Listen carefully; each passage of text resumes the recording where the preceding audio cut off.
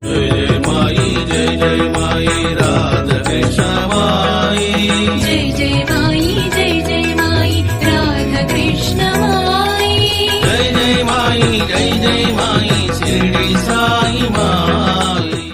सद्गुरुनादा जय राधे कृष्ण माई राधे कृष्णा राधे कृष्णा राधे कृष्णा இப்போ நம்ம கோகுலத்தில் இருக்கோம். கோகுலத்தில் ஒரு அற்புதமான இடத்தை நோக்கி தான் அடியன் பயணம் பண்ணிகிட்ருக்கேன். ஸோ எந்த இடம் அப்படின்றத உங்களுக்கு இப்போ சொல்ல வரேன். நீங்கள் எல்லாருமே ஒரு கதை கேள்விப்பட்டிருப்பீங்க. அதாவது சின்ன வயதில் குழந்தையாக இருக்கும் பொழுது கோகுலத்தில் கண்ணன் வந்து ஒரு முறை மண்ணை தின்று விடுவான்.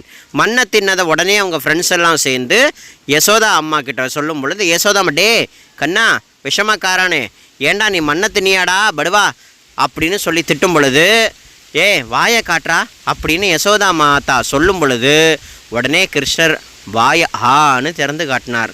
அதில் என்ன கண்டாங்க யசோதா மாதா? பிரபஞ்சத்தையே கண்டாங்க இல்லையா? அந்த இடம்தான் இந்த இடம். இந்த இடத்துக்கு பேர் என்னென்னா பிரம்மாண்ட காட் அப்படின்னு சொல்லக்கூடிய பிரம்மாண்ட காட். யசோதா மாதாவிற்கு தன் வாயில் விஸ்வரூப தரிசனத்தையே காட்டிய இடம் இதுதான். பிருந்தாவனம் கோகுலம் சொல்கிறோம்ல, இந்த கோகுலத்தில் இந்த இடம்தான் கோகுலத்தில் கிருஷ்ணர் வீட்டு கொல்லபுரம் அப்படின்றத நீங்கள் நினைத்து கொள்ளலாம். வாஸ்தவத்தில் அதான் சத்தியம். இதுதான் கண்ணன் வீட்டு கொல்லபுரம். இந்த கண்ணன் வீட்டு கொல்லபுரத்தில் ஓடக்கூடியது தான் யமுனா நதி. இப்போ ஓடுது பாருங்கள் கீழே அந்த யமுனா நதி. இந்த யமுனா நதி தீரம் தான் ரொம்ப ரொம்ப என்ன சொல்கிறது அப்படின்னா, கண்ணனுடைய லீலைகள் நடந்த அநேக லீலைகள் நடந்த இடமெல்லாம் இந்த யமுனா நதி தான். இதோ இப்போ பார்க்குறீங்க இல்லையா மரம், இந்த மரமே அதற்கு சாட்சி. இந்த மரமே கண்ணன் வந்து வாக்கில் அந்த மண்ணை வள்ளி தின்னார். உடனே நண்பர்கள் எல்லாம் ஓடி போய் யசோதா மாதா அம்மா அம்மா நம்மளுடைய கிருஷ்ணன் வந்து மண்ணை தின்னுட்டாம்மா அப்படின்னு சொன்ன உடனே கையில் ஒரு குச்சி எடுத்துக்கிட்டு யசோதா மாதா டே கண்ணா மண்ணை தின்னுட்டியாடா, ஏண்டான்னு இப்படி நான் படாத பாடு படுத்துற, வாய் திறந்து காட்டு அப்படின்னு சொன்ன உடனே கண்ணபெருமான் தன் வாயை திறந்து காட்ட அண்ட சராச்சரம் அனைத்தும் தெரிய, இந்த பிரபஞ்சத்தில் இருக்கக்கூடிய சகல ஜீவராசிகளும் தெரிய, அதே வாக்கில் அதே வாயில் யசோதா மாதா மடியில் கண்ணன் விளையாடக்கூடிய காட்சிகள். அது மட்டும் இல்லையா, தன்னையே காண்பிச்சானாம் பகவான் விஸ்வரூப தரிசனமாக. அந்த இடம் இந்த இடம்தான். அடுத்த செகண்ட் கண்ணன் தன் லீலா விபூதியினால் யசோதா மாதா கண்ட காட்சி அப்படியே மறதியாக்கிட்டான். யாருக்கு? யசோதா மாதாக்கு. இந்த இடம் பிரம்மாண்ட காட் அப்படின்னு சொல்லக்கூடிய அற்புதமான இடம். இந்த நதி யமுனா நதி. இந்த யமுனா நதி வந்து பப்பா ஆழ்வார்கள்லாம் அவ்வளவு அழகாக பாடியிருக்காங்க. ஆண்டாள் அவ்வளவு அழகாக பாடியிருக்கார்கள். சான்றோர்களும் அற்புதமான பரம பக்தர்களும் இந்த இடத்த வந்து போற்றி இருக்கிறார்கள்ன்றதை வந்து அப்படின்னு சொல்லிக்கிறேன். அற்புதமான இடம், விசேஷமான யமுனா நதி தீரம். இது கண்ணன் வீட்டு பின்புறம், கொல்லைப்புறம் அப்படின்னு சொல்லப்படுது. ஏன்னா கண்ணனுடைய வீடு அந்த கோகுலத்தில் இருக்கக்கூடிய பிரம்மாண்டமான மாளிகையாம். அந்த மாளிகையே சில பல கிலோமீட்டர் அளவு இருக்குமா, அவ்வளோ பெரிய வீடாம்.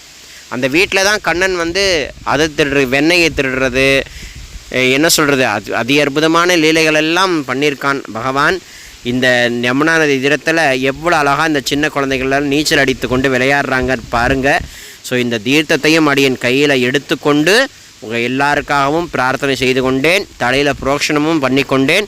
நீங்களும் மானசீகமான முறையில் இந்த யமுனா நதி தீரத்தில் இருக்கக்கூடிய தீர்த்தத்தை எடுத்து தங்களுடைய தலையில் புரோக்ஷனம் பண்ணுறதாக பாவித்து கொள்ளுங்கள். இங்கேயும் போட்டிங்லாம் இருக்குது. நிறைய பக்தர்கள் போட்டிங்கில் வந்து யமுனா நதி தீரம் முழுக்க அழகாக போய் வரக்கூடிய காட்சியையும் நீங்கள் வந்து பார்க்கலாம்.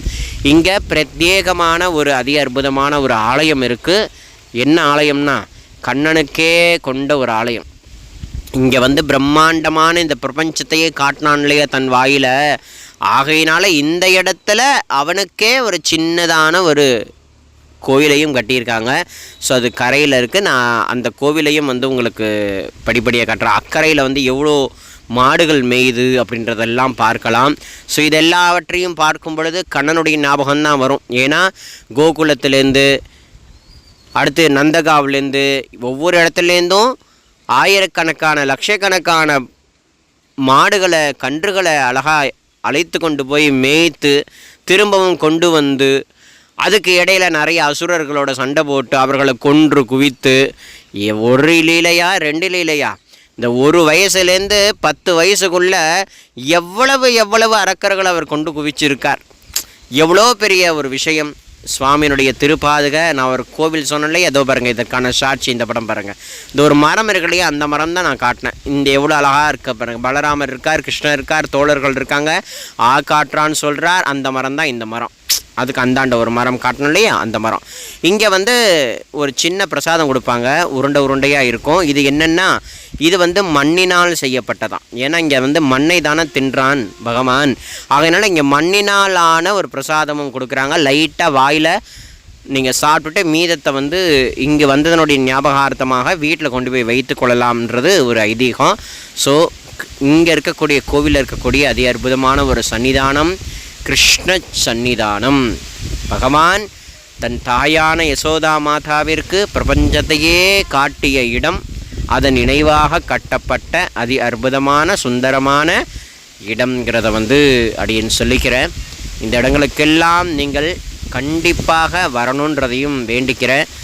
ஏன்னா இங்கெல்லாம் வரணுங்க, இங்கெல்லாம் நம்ம வரணும்.